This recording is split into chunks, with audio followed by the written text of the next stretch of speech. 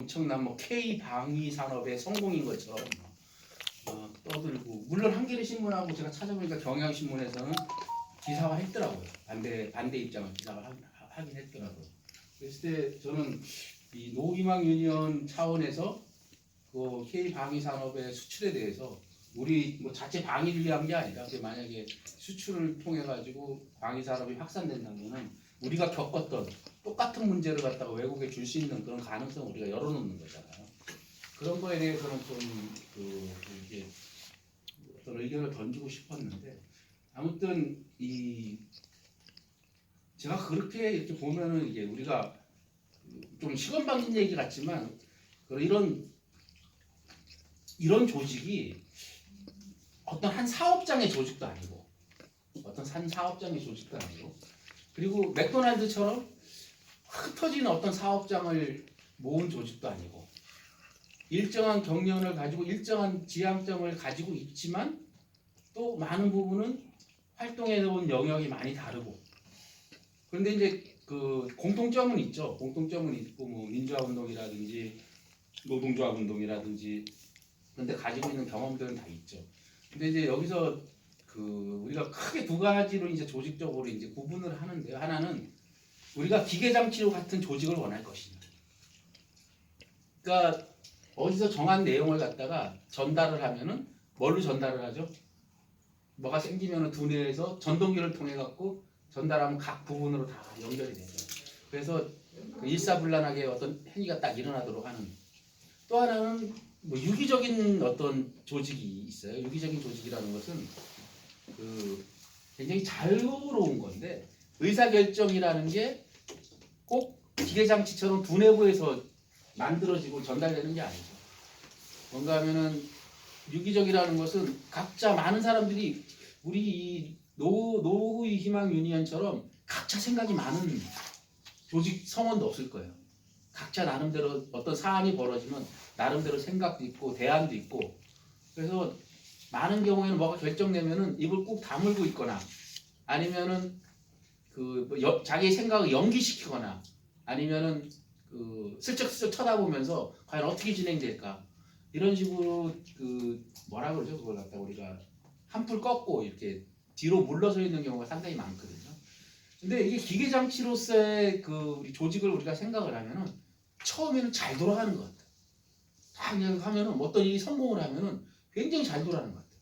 그런데 중간에 기계 중에 하나가 삐걱대면은 덜덜덜덜 거려요. 그러니까 나사가 하나 빠져버리면은 기계가 장치 돌아가질 않아요. 그래서 아무도 메울 생각을 안 해요. 왜?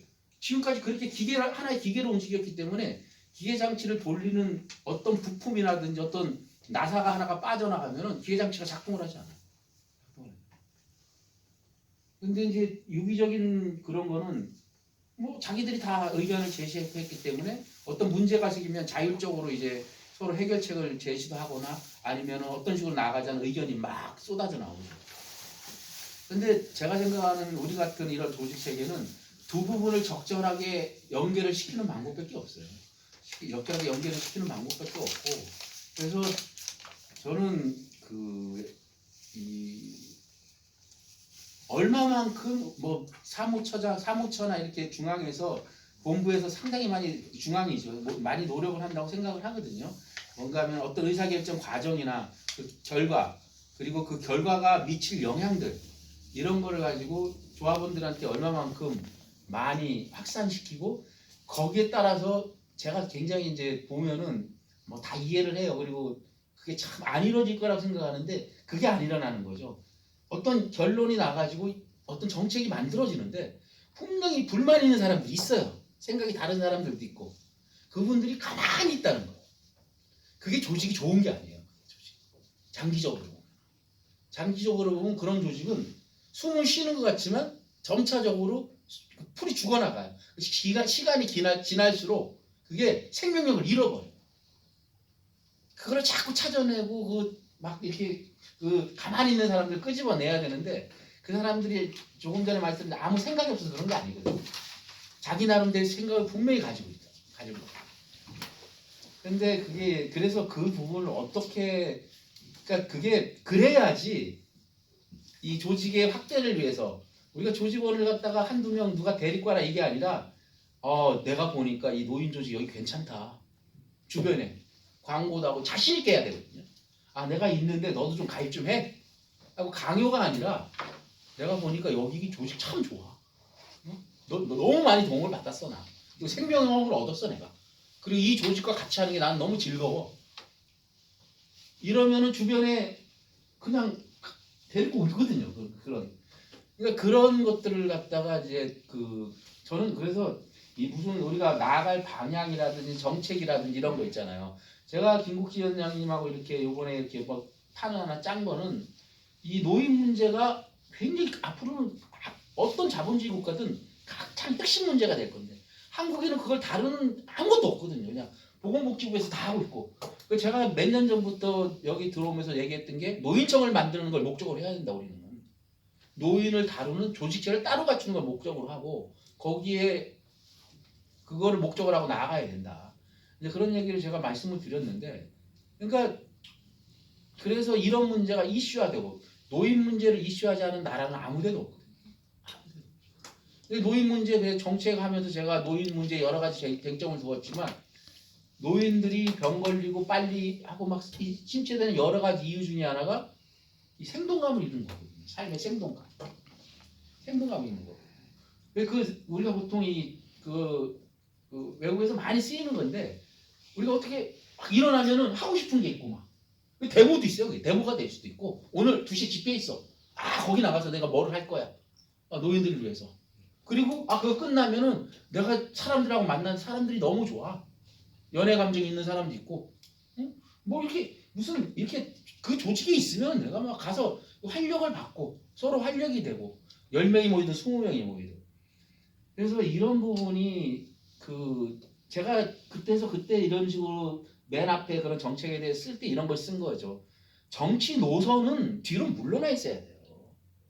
노인들의 삶과의 연관성 그리고 생동감을 어떻게 불러일으킬 것인가. 그렇기 때문에 어디에 줄을 서는 게 중요한 게 아니라 노인들의 문제점을 자꾸 드러내는 거.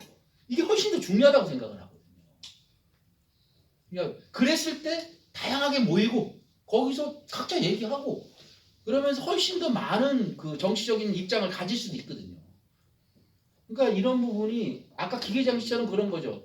우리는 이쪽 노선으로 가겠다 하고 정해놓고 밀어붙이는 거예요.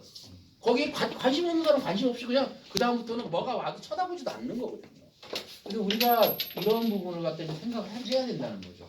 그래서 노인 문제를 다룰 때 가장 심각한 것은 우리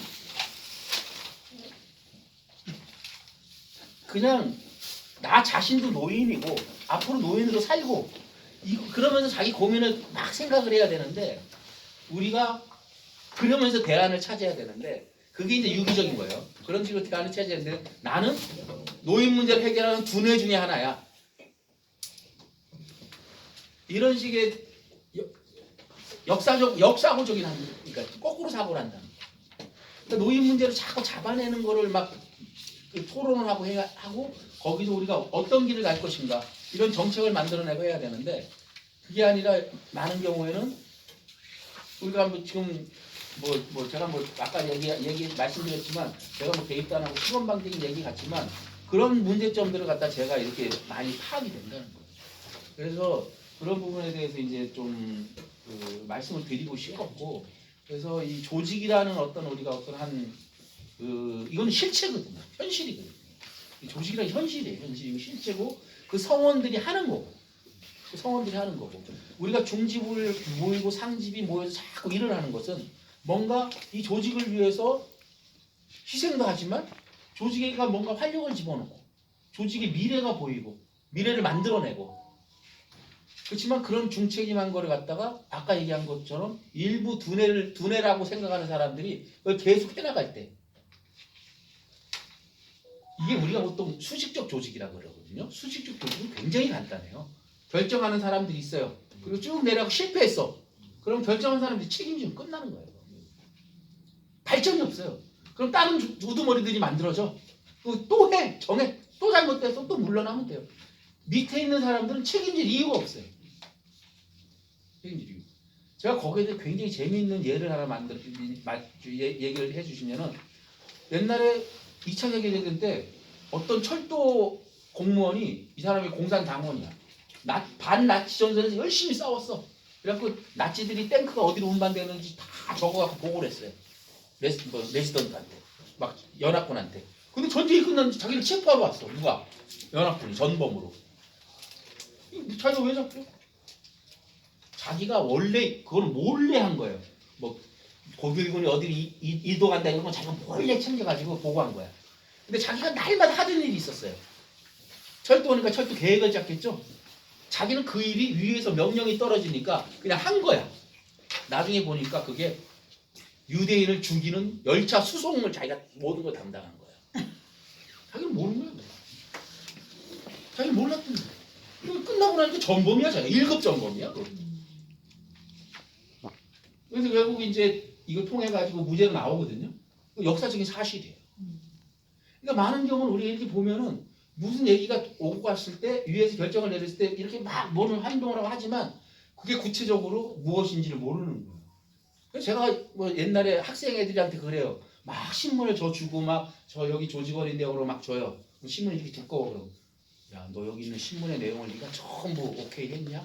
너 전부 받아들였고 너 그거 다 읽어봤냐? 어떤 내용인지? 읽어보지도 않았어 이게. 그냥 위에서 주라니까 막 나눠주는 거예요. 막 노대에 와서 나눠주고 어디 모여서 막 나눠줘요. 나중에 그 수업 시간에 내가 다 읽고 물어보면은 하나도 몰라요. 그러니까 그런 조직은 나중 되면은 아까도 말했지만 생명력이 상실돼 버려요. 처음에는 막 어떤 하나 성공하면 굉장히 잘 돌아가는 것 같은데 사안별로 다 다르게 나타나고 그리고 의견이 쉽게 결정이 나고 쉽게 수행이 돼요. 그 결과물이 잘못되면은 그 뒤에 우리가 뭐 해갖고 개선을 한다든지 뭔가 생각의 변화가 있다든지 이런 과정이 일어나지 않아요. 그러니까 말하자면은 어떤 경우에도 피드백이 없다는 거예요. 그런 부분을 갖다가 제가 좀 오늘 좀 생각을 하고 왔고요. 그래서 이게 뭐 여기 있는 분들이 저는 굉장한 개인적으로 굉장한 능력을 가지고 있어요. 굉장한 능력. 그러니까 독일 옛날에 우리나라의 그 히딩크가 국가대표 감독으로 왔잖아요. 그 전에 우리나라에 감독을 오려고 했던 애가 오토 레하겔이라는 사람이 있어요.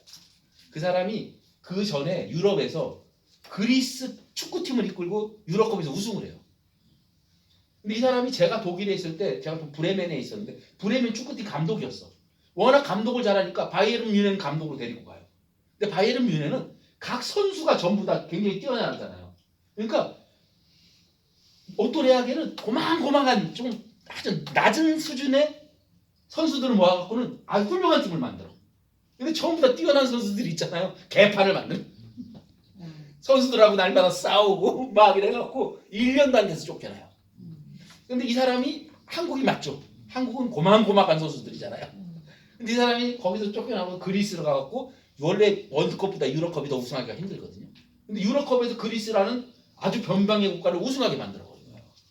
한국에서도 야 오토 레하겔 데리고 와. 걔가 이런 애예요. 한국이랑 독일이랑 축구를 하는데 이동국이 골을 넣었거든요. 근데 이동국이 브레멘에서 뛰다가 쫓겨났어. 그때 오토 레하겔이 감독이었어요. 그러니까 그래갖고 아나운서가 독일에서 물어봤어요. 오토 레하겔한테 저 이동국 선수 옛날에 브레멘에서 뛰는데 네가 감독이었는데 왜 쫓아냈냐? 오토 레하겔 답이 뭔지 알아요? 굉장히 솔직해. 지금은 제가 축구를 많이 늘었다. 그때는 그렇게 못했다. 자기가 잘못 본 게 아니라 그때보다 지금 실력이 훨씬 늘었다 제가. 지금 같으면 나도 쟤 뽑는다.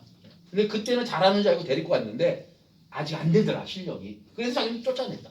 아주 축구 시절 그 허정무가 왜 마라도나 발로 찬 거 있잖아요. 그거 보면서 뭐라 그랬는지 그 친구가 이래요. 아주 솔직하게 얘기하는 거야. 아니 지금 한국 사람들이 아르헨티나하고 게임이 안 되는데 태권도라도 해야 되지 않냐. 아주 솔직한 거야. 그 한국 축구팀의 조직에서는 그런 것도 해야 되는 거다. 그러니까 제가 이런 말씀을 히딩크님 오토 레하겔이 이런 말씀을 드리는 거는 어떤 리더십이라는 거 있잖아요. 그러니까 우리가 카리스마가 있다는 것은 뭔가 하면 옛날에 몇 명의 정치가들이 카리스마가 있잖아요. 카리스마가 있다는 것은 이게 뭐, 내가 이러니까 너희들 내 편인데 이게 아니에요. 카리스마는 두 가지를 요구를 해요. 뭔가 하면은 하나는 나 때문에 너는 일정한 권력을 잡을 거야. 너는 그렇게는 못해도 너는 최소한 내가 금전적으로 먹고 살기는 해줘. 이게 없으면은 절대 카리스마가 생길 수가 없어요. 이 자본주의상에서. 절대 생길 수가 없어요. 그러니까 우리가 정치판에서 있는 많은 두목들 있죠. 얘들은 두 가지를 갖추고 있는 거예요. 그러니까 밑에 사람들이 괴는 거예요. 안 그러면 갖출 수가 없어요. 그런데 우리는 조직이잖아요. 조직이 그런 힘을 갖추려면 한 가지밖에 없어요. 성원들의 특성들을 다 잡아내고 능력 있는 사람들이 많거든요. 의외로 처박혀 있지만 굉장히 뛰어난 사람들이 많아요. 제가 보면 뛰어난 사람들 많아요. 근데 우리는 그런 걸 갖다가 우리가 어쩌다가 한 번씩 모일 때 그런 기회를 막 많이 만들어야 되는데 이게 우리가 제가 이렇게 옛날부터 그런 거 제가 좀 이제 성향이 달라갖고 좀 그런 쪽이랑 활동을 안 했지만 우리가 이렇게 뭐야 대의원회의란다 모이면은 뭐 선출하고 뭐 하고 이런 게 다거든요. 그러니까 사람들 와갖고 거수기야. 거수기하고 오래간만에 사람들 보고 또 찢어져갖고 옛날에 알던 사람들 찢어져갖고 한잔하고 집에 가는 거예요. 근데 나중에 점점 지나면 지날수록 내가 왜 자꾸 의문을 던지는 퀘스천 마크를 자꾸 던지는 그러다가 별 관심 없으면 기억에서 사라지거든요. 그래서 1년 2년 지나면은 내가 거기 회원인가 아닌가 우리 나이 되면 그렇잖아요. 회원인가 아니다 깜깜해져요. 분명히 주변에 그런 분들이 있을 거예요. 내가 거기 5,000원 10,000원 내나? 내가 그거 끊었나 안 끊었나? 왜 그런 거 아시다시피 엄청나게 막 10,000원씩 5,000원씩 되는 거 많으시잖아요. 그러니까 내가 거기 내나 안 내나 잘 기억도 못해요. 사람들이 기억도 못해요. CMS는 통장 문자로 안 오잖아요. 안 오니까 기억도 못해요. 문자 오면 탈퇴. 그럼 아이고 부위원장이 그런 말 한다. 나중에 술집에서는 한 얘기고.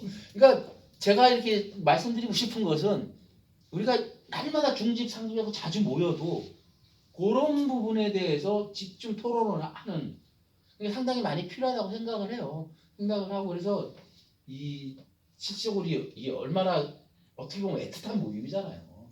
은퇴하고 해가지고 진짜 노인들 위해서 뭐 한번 해보겠다고 참 어떻게 뭐 손자랑 노는 게 낫고 막 뭐 모여가지고 뭐 쏘잡는 것도 맞지만 상집 중집이라고 모여가지고 막 무슨 토론하고 그게 엄청난 정성이거든요. 솔직히 말하면 엄청난 정성이고 진짜 책임감도 느끼고 있고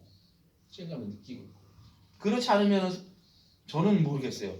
제가 뭐 중집에 잘 안 나오지만 요새 몸도 안 좋아가지고 좀 그렇지만 제가 이 정도의 열정을 가진 분들이 이렇게 막 보통 중집 찬시험 10명씩 모이고 막 서로 토론하고 뭐 해갖고 막 티켓 만들어갖고 막 하고 이건 보통 영역이 아니에요.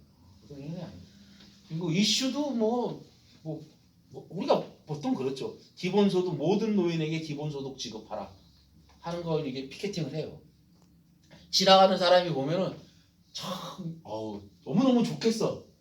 근데 우리나라 얼마죠? 그 노인연금이 30만 원 올랐죠. 근데 내가 아버지한테 슬쩍 물어봤어요. 나는 그런 거 받은 적은 없는데 주변에 받는 노인들 보면은 30만 원이 작은 돈이 아니라 그러더라. 30만 원이 나이 들면 작은 돈이 아니다.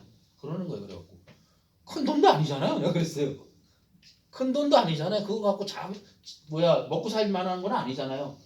그러니까 집 있는 사람이 연금 좀 받으면 30만 원 추가로 되면은 근데 그 문제가 뭔가 하면 그 정도 연금을 30만 원을 받을 정도 되면은 연금을 받는 게 없다네요. 다들 대부분이 그 살아온 과정 때문에 연금을 못 받는다 그러더라고. 그럼 30만 원 갖고 어떻게 사냐고. 말이 안 되거든. 실질적으로. 근데 우리가 제가 생각을 해도 그래요. 30만 원 갖고 한 달을 살아? 아무리 자기 집이 있어도 휴대폰 기본적으로 나가는 게 있잖아요. 전기세부터. 거의 불가능하잖아요. 우리가 살고 있는 세상에서. 이렇게 옛날에 한번 농담적으로 그런 말을 했지만 그랬을 때 우리 여기 있잖아요. 여기 노이만 유니언 중에서 30만 원 받아갖고 진짜 살기 어려운 사람들이 분명히 있을 거예요. 내가 뭐 서울 본부에서 그런 얘기했고 그러면 대다수가 그렇지. 그랬을 때 이런 거죠. 진짜 여기 했을 때만 말만 하지 말고 우리 조직 차원에서 몇 명 정해가지고 돌아가면서 기본소득 한번 지급해보자. 그러니까 굉장한 어떤 아무것도 아닌 것 같지만 이거 엄청난 실험이거든요. 엄청난 실험. 그러니까 그게 개 돌아가듯이 하는 게 아니라 여기 진짜 내가 옛날에도 누가 많은 사람들한테 그랬지만 돈 하지 말고 있는 사람들이 500만 원씩 200만 원씩 걷어라 내가 100만 원씩 걷어라. 걷어갖고 돈을 만들어라. 그래갖고 해외 누구를 불러갖고 강연을 시키면은 돈을 줘라. 여기 노인이면 거지 생활하지 말아라. 그러니까 그런 거예요. 그 내 사람도 있거든요 분명히 내 사람도. 그럼 내가 그랬어요. 내가 100만 원, 500만 원 낼게 되면은 그러면 그거 내면 돼요. 왜? 내가 넉넉해서 내는 게 아니라 100만 원 정도는 이런 데 낼 수가 있거든요. 나 저도. 그럼 그 주변에 있는 사람들 10만 원, 50만 원, 만 원, 2만 원 거두면 꽤 돈이 돼요. 회비만 가지고 뭐를 사업을 못 하잖아요. 여기 아무것도. 제가 몇 년 전부터 사업을 해라. 돈을 걷어라 그랬어요. 제가 아무 간부도 아닐 때 그거 저한테 들은 사람 꽤 있을 거예요. 아무 반응이 없어. 그냥. 걷어서 기본소득 아니 기본소득 할 수도 있고 사업에 품었던 얘기들 이런 거를 좀 이렇게 막 던지듯이 던진 겁니다. 네, 그래서 감사합니다. 이사를 마치겠습니다. 오늘 제가